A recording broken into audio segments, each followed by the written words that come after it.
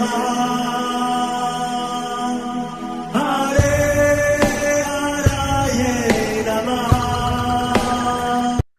कृष्णा जी, आप सबका बहुत बहुत स्वागत है। मंगलाचरण आरंभ करते हैं। ओम नमो भगवते वासुदेवाय। ओम अज्ञानतिमिरान्धस्य ज्ञानाञ्जनशलाकया चक्षुरुन्मीलितं येन तस्मै श्रीगुरवे नमः।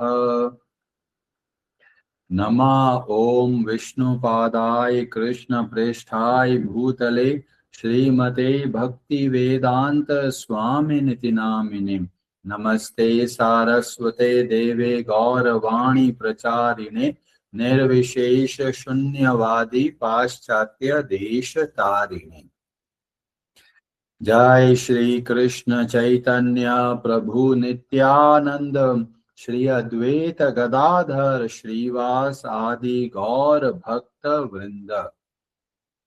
हरे कृष्ण कृष्ण कृष्ण हरे हरे, हरे राम राम राम हरे हरे। कार्पण्य दोषोपहत स्वभावः पृच्छामि त्वां धर्म सम्मूढचेताः। यत् श्रेयः स्यान्निश्चितं ब्रूहि तन्मे।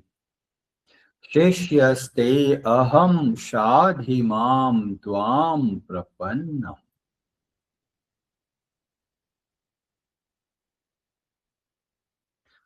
हरे कृष्णा जी।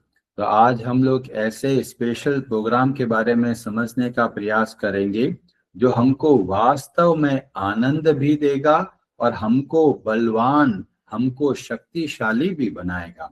और इसीलिए इस प्रोग्राम को आप बहुत ध्यान से समझिए और प्रयास करें कि इस प्रोग्राम में किस तरह से मैं सम्मिलित हो पाऊं। तो आरंभ होता है, हम देखेंगे एक छोटी सी फोटो दिखेगी। एक घोड़ा है, घोड़े के ऊपर एक आदमी बैठा है और आदमी बहुत चिंता कर रहा है। क्यों चिंता कर रहा है? कि जो घोड़ा है वो काबू में नहीं आ रहा। वो घोड़ा कभी इधर भागता है, कभी उधर भागता है। और जो व्यक्ति उसको ऊपर बैठा है उसको बहुत टेंशन रहती है, अरे घोड़ा कभी भी मेरे को गिरा देगा।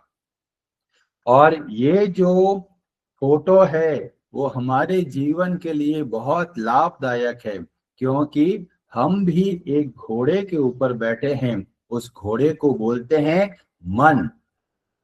जहां पर हमारा मन हमको भगाता है और हम वहीं वहीं भागते चले जाते हैं। घोड़े को जहां पर घास मिलती है घोड़ा वहां चला जाता है, कभी कूदता है, कभी इधर उधर घूमता रहता है, कभी मनमाने तरीके से चलता है। और ऐसा ही हमारा मन है जो हमको अनुशासन में रहने नहीं देता, हमको डिसिप्लिन में रहने नहीं देता। कभी हम सोचते हैं ऐसा करेंगे, कभी हम सोचते हैं वैसा करेंगे, कभी हम भोगों के पीछे भागते हैं, कभी हम भोगों को छोड़ने की बात करते हैं। तो इस तरीके से हमारे जीवन के अंदर देखते हैं बहुत सारा जो मन के कारण बहुत सारी समस्याएं हमारे सामने हैं और हमको पता नहीं है कि इस घोड़े को कंट्रोल में कैसे लेके आना है। बहुत तरह के लोग तरह तरह के साधना करते हैं अपने मन को वश में लाने के लिए, पर वो साधनाओं के अंदर कुछ ना कुछ कमी रह जाती है। क्यों कमी रह जाती है? क्योंकि हमने इस मन को समझा नहीं है। जब इस मन को समझेंगे तभी हम इसका वास्तविक हल, वास्तविक सॉल्यूशन निकाल पाएंगे। तो ये हमारी परिस्थिति है।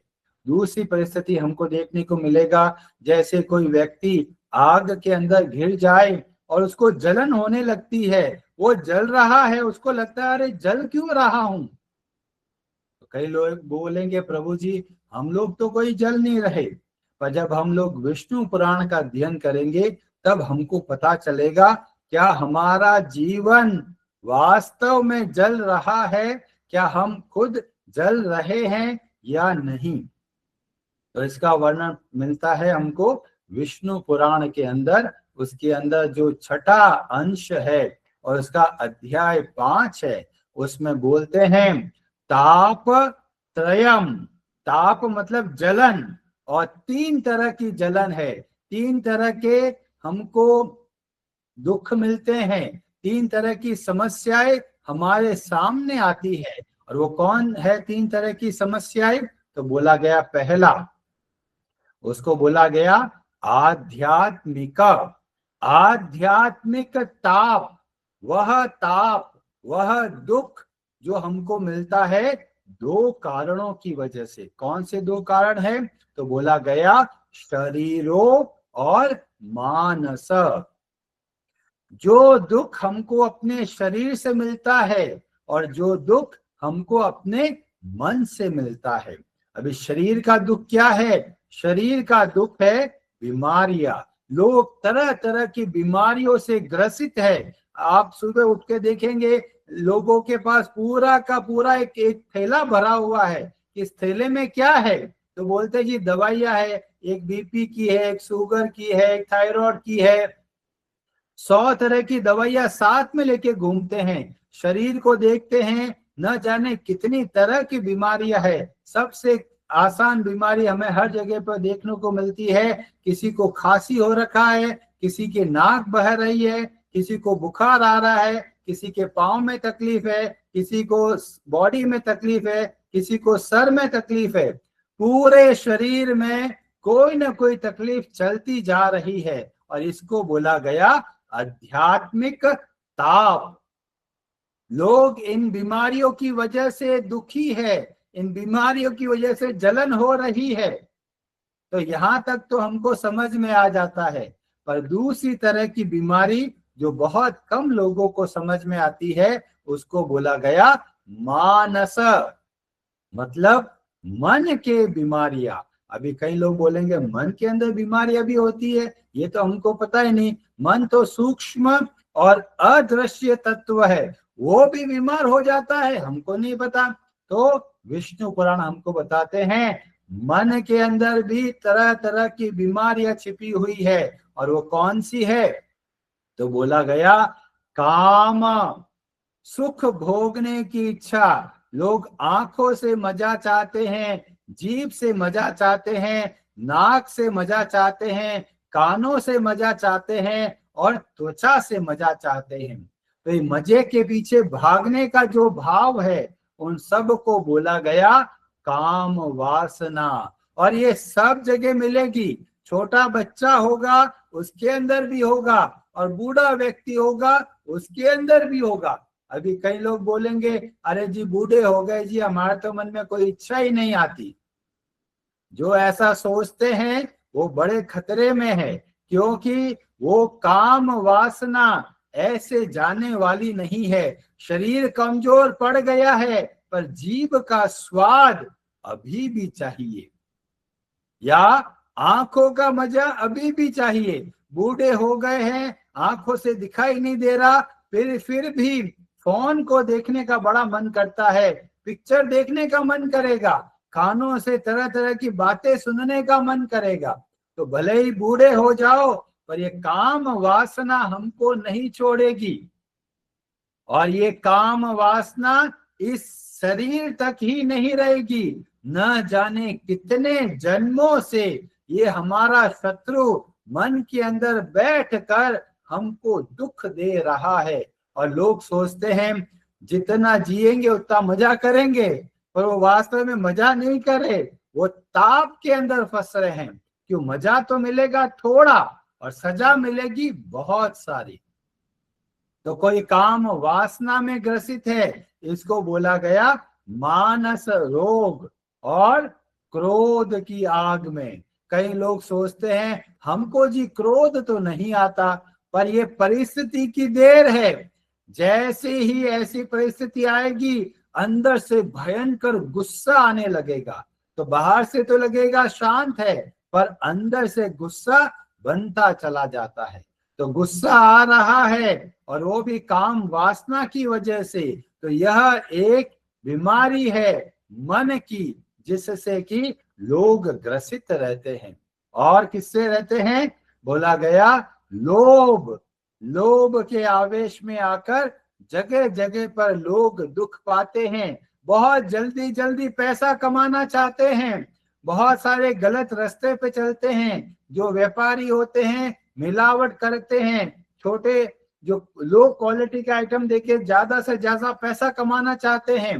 गवर्नमेंट के लोग पैसा कमाते हैं करप्शन के द्वारा, छोटे छोटे पियोन को देखते हैं इतना पैसा कमा लिया, नेताओं को देखते हैं बहुत जल्दी जल्दी पावर में आए हुए हैं, फटाफट 2-4 घोटाले करो, करोड़ों रुपया कमाओ।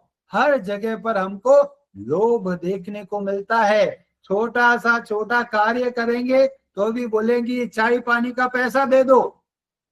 तो इस तरीके से लोग लोभ से ग्रसित है। और उसके बाद में जिसको बोलते हैं मद, मद सबसे सूक्ष्म होता है, जो बुद्धि के अंदर छिपके रहता है। और वो क्या करता है, वो अपने आप को किसी के अधीन रहने नहीं देता। जब कोई व्यक्ति अपने मन माने ढंग से कार्य करना चाहता है और उसको लगता है स्क्रिप्चर की मेरे को जरूरत नहीं है, शास्त्रों को मेरे को जरूरत नहीं है, भक्तों की आवश्यकता नहीं है, मैं अपने बलबूते पर कार्य करूंगा, तो ये सब का सब मद के अंतर्गत आता है, जिसको बोलते हैं एरोगेंट। और मोह, मोह का मतलब कंफ्यूज स्टेट में रहते हैं कि ये करूं या दूसरा करूं। थोड़ा सा एक कार्य करते हैं फिर लगता है अरे सही नहीं किया, दूसरा कर लेते हैं। इस तरह से जो कंफ्यूज स्टेट में रहते हैं, तो यह भी मानस रोग के अंतर्गत आता है। और क्या बताया गया, विषाद, विषाद का मतलब दुखी रहना। जब भी लोगों से बात करो रोने को तैयार बैठे हैं, जी बहुत तकलीफ है जी, हर समय रोते रहते हैं, पैसा मिल गया है तो भी रोते रहते हैं, अरे जी आपका तो प्रमोशन हो गया है आप क्यों रो रहे हो, तो बोलते जी हमको तो बहुत टैक्स देना पड़ेगा, हमारा काम बहुत बढ़ गया, अब हमको टाइम नहीं मिल रहा है। पहले जब प्रमोशन नहीं मिल रहा था तो और तरह की समस्या से दुखी थे, तो कुछ ना कुछ बात को लेकर सदैव दुखी रहते हैं। बच्चों को लेके दुखी रहेंगे, कोई माता पिता को लेके दुखी रहेंगे, कोई अपने बहू को लेके दुखी रहेगा, कोई सास को लेके दुखी रहेगा। हर समय किसी न किसी बात को लेकर लोग दुखी रहते हैं। और क्या करते हैं, मात्सर्य, हमेशा तुलना करते रहेंगे, मेरे पास इतना पैसा है, अरे उसके पास तो ज्यादा पैसा हो गया, मेरे पास तो कार भी नहीं है, उसके पास कार भी हो गई है, मेरा शरीर तो दुखी है और वो सुखी कैसे है। तो जब भी तुलना करते रहते हैं दूसरे लोगों से, ये सब का सब मात्सर्य के अंदर आ जाता है। और उससे क्या प्रकट होता है, उससे प्रकट होता है घृणा का भाव, हेट का जो भाव आता है वो वहीं से आता है, क्योंकि हम तुलना करने लग जाते हैं, या फिर जो हमको चाहिए वो हमको नहीं मिलता और दूसरों को मिल जाता है। जैसे हम सोचते हैं भाई लोग हमारा सम्मान करेंगे, हमको सम्मान नहीं किया और हमारा अपमान कर दिया, तो लोग दुखी हो जाते हैं। जितना भी दुख के बारे में वर्णन मिलता है, इन सब को ताप बोला गया। ये हमको जलाते हैं, रातों की नींदें खराब हो जाती है। खासकर जो लोग पैसा लगाते हैं जुआ के अंदर, उनके मन में बहुत टेंशन रहती है, अरे पैसों का क्या होगा। इसीलिए लोग बीपी की बीमारी लेके बैठ जाते हैं। क्यों, हर समय चिंता करते रहते हैं। और कई सारे ऐसे लोग भी होते हैं जो सोचते हैं कि हमारे अंदर तो दोष नहीं है, दूसरों के अंदर ही दोष है। जो ऐसा सोचते हैं वो बहुत गलती करते हैं। दूसरों के अंदर दोष देखने से पहले खुद के अंदर के दोषों को देखिए, क्योंकि बाकी लोगों को कितना बदलना है वो हमको नहीं पता, पर हमको कितना बदलना है वो हमको पता चलेगा। इसीलिए सबसे पहले अगर किसी को बदलना है तो खुद को बदलना है। तो इस तरीके से मानस तापों के बारे में बताया गया, ये सब का सब आध्यात्मिक कहलाता है। तो कई लोग कंफ्यूज हो जाते हैं, अध्यात्म का मतलब तो होता है कि जो कोई भगवान से जोड़े, तो यहाँ पर जब अध्यात्म का मतलब है खुद के संबंध से, खुद के संबंध से का मतलब है अपने शरीर और अपने मन की वजह से जो दुख मिलता है वो सब का सब आध्यात्मिक ताप कहलाता है। तो यहां तक तो हमको समझ में आ रहा है कि हम लोग तरह तरह के दुखों से ग्रसित है। अब क्या करें? तो बोला गया अभी खत्म नहीं हुआ है, और भी तरह के ताप है, और भी तरह के दुख है। और दूसरे तरह का जो दुख बताया गया उसको बोला गया आधि भौतिक। भौतिक जिसका मूल शब्द है भूत, जिसका मतलब है भूत प्राणी, जिसका मतलब है अन्य जीव जंतु। तो यहाँ पर बताया गया मृग, पक्षी, मनुष्याद्य, पिशाच, फिर उसके बाद में बोला राक्षसे, सरी, सर्प, नृणानाम। अन्य मनुष्यों के द्वारा जो हमको दुख मिलता है उसको बोला गया आदि भौतिक। कई लोग सोचते हैं अरे परिवार तो सब अच्छा है, बस बहू ही खराब आ गई है। और बहू आती है कि मेरे हस्बैंड तो अच्छे हैं पर मेरी सासू माँ बहुत कंट्रोल करती है। तो दूसरों की वजह से जो दुख हमको अनुभव होता है वो सब का सब आदि भौतिक कहलाता है। कई लोग सोचेंगे मेरा मैनेजर खराब है, मैनेजर सोचेगा मेरा टीम मेंबर खराब है। हर जगह पर हम देखते हैं कि लोग दुखी होते हैं अड़ोस पड़ोस की वजह से, अन्य लोगों की वजह से। तो इससे जो दुख मिलता है, इससे जो ताप मिलता है वह आदि भौतिक है, और केवल मनुष्य तक नहीं है, पशु है, पक्षी है। कोई व्यक्ति चल रहा था, पीछे से कुत्ता काट गया, अब बैठे बैठे तकलीफ हो गई कि जी इतने सारे इंजेक्शन लगाने पड़ जाएंगे। तो ये हो गया एक अन्य जीव के कारण जो समस्या और जो दुख हमारे पास आ गए। घर के अंदर मच्छर घुस गया, मच्छर काट गया, डेंगू हो गया, चिकनगुनिया हो गया, बीमारी हो गई, तकलीफ हो गई जी। क्या हो गया जी? जी मच्छर ने काट दिया। तो एक मच्छर की वजह से हमको दुख मिल गया। कई लोगों के घर में तरह तरह के भूत प्रेत होते हैं, वो बहुत तरह के दुख देते हैं, बहुत तरह के तनाव देते हैं। तो अन्य जितने जीव जंतु, पशु पक्षी, मनुष्यों की वजह से जो दुख हमको मिलता है वह आदि भौतिक कहलाता है। और उसके अलावा और कोई दुखों की कमी है? कभी और भी दुख बाकी है। और वो बताया गया तीसरी तरह का दुख है, उसको बोला गया आदि दैविक। ये आदि दैविक दुख क्या है? तो बोला गया शीत। जैसे ही सर्दियां शुरू होती है बहुत कांपने लगते हैं, अरे जल्दी लाओ कुछ गरम गरम चीजें लेके आओ। तो जो ये सर्दी होती है यह बोला गया आदि दैविक। या फिर बहुत गर्मी हो रही है, यहाँ पर बोला गया उष्ण।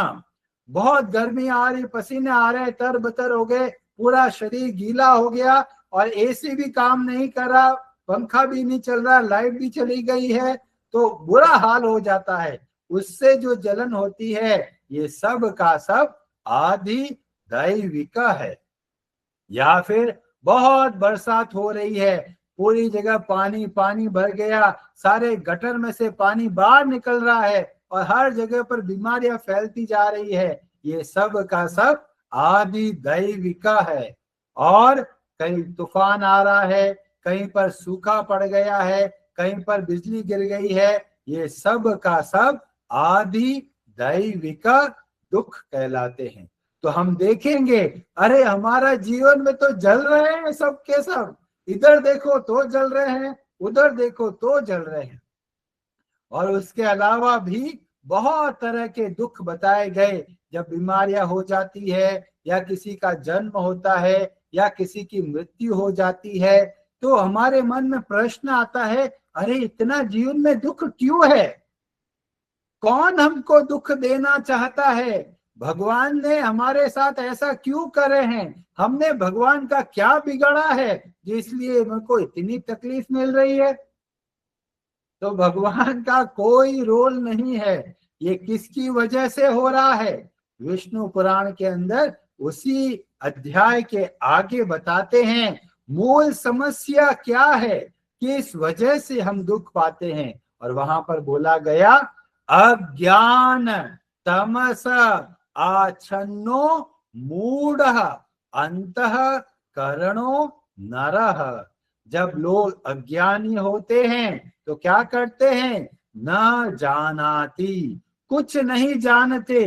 क्या नहीं जानते, कुतः, मैं कौन हूं, को अहम, का अहम गताम किम आत्मनः, मैं कौन हूं, मैं यहाँ पर क्यों आया हूं और मुझको क्या करना है, कुछ अता पता नहीं है। और ऐसे लोगों को जिनको अज्ञान के कारण अपने आप को भूल गए, उनको बोला गया पशु समा।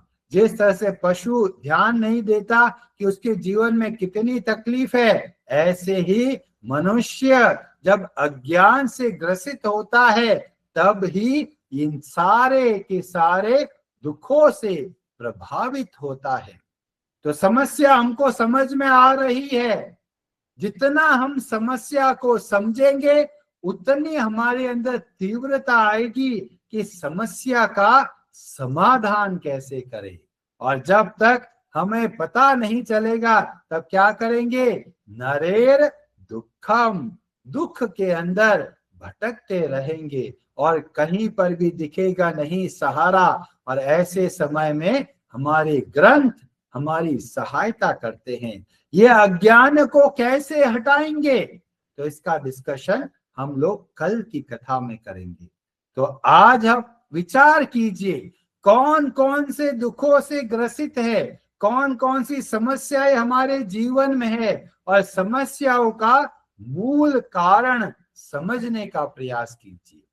हरे कृष्णा जी, आप सबका बहुत बहुत धन्यवाद।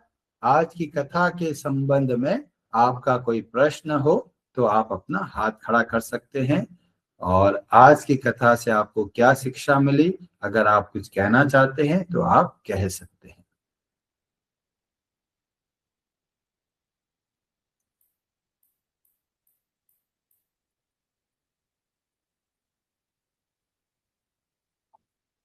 आंचल प्रभु जी, आप कुछ कहना चाहते हैं? हरे कृष्ण प्रभु जी।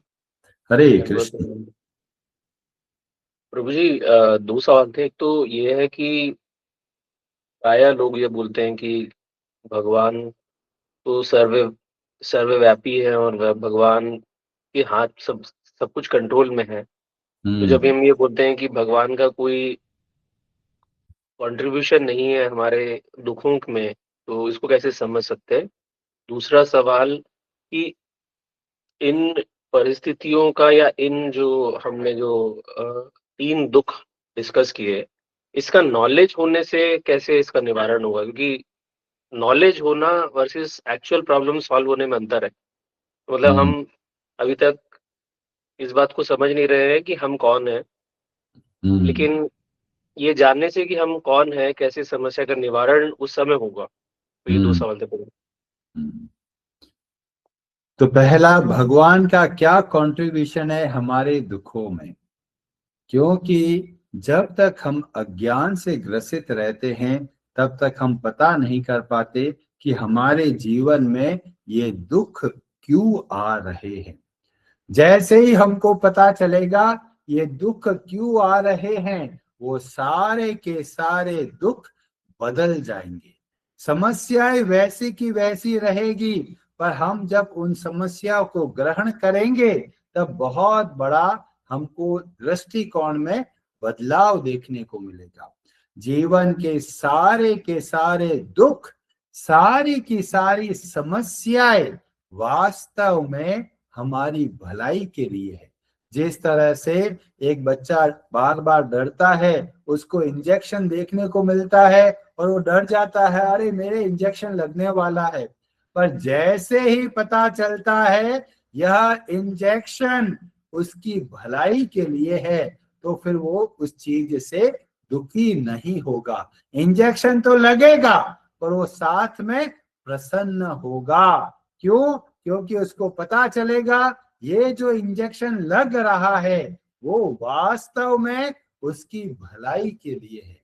ऐसे ही जब अज्ञान खत्म होगा तो हमको पता चलेगा ये जीवन के अंदर जितना दुख हमको मिला है ये वास्तव में हमारी भलाई के लिए है।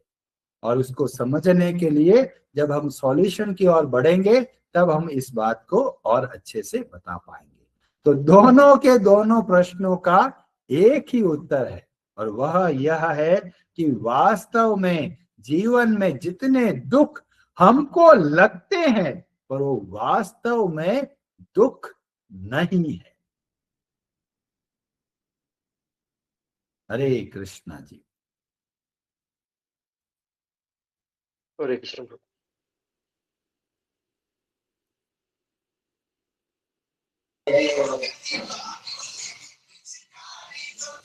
और कल का जप सरोज गोदारा जी आप करना चाहेंगे या संदीप नारायण जी का परिवार?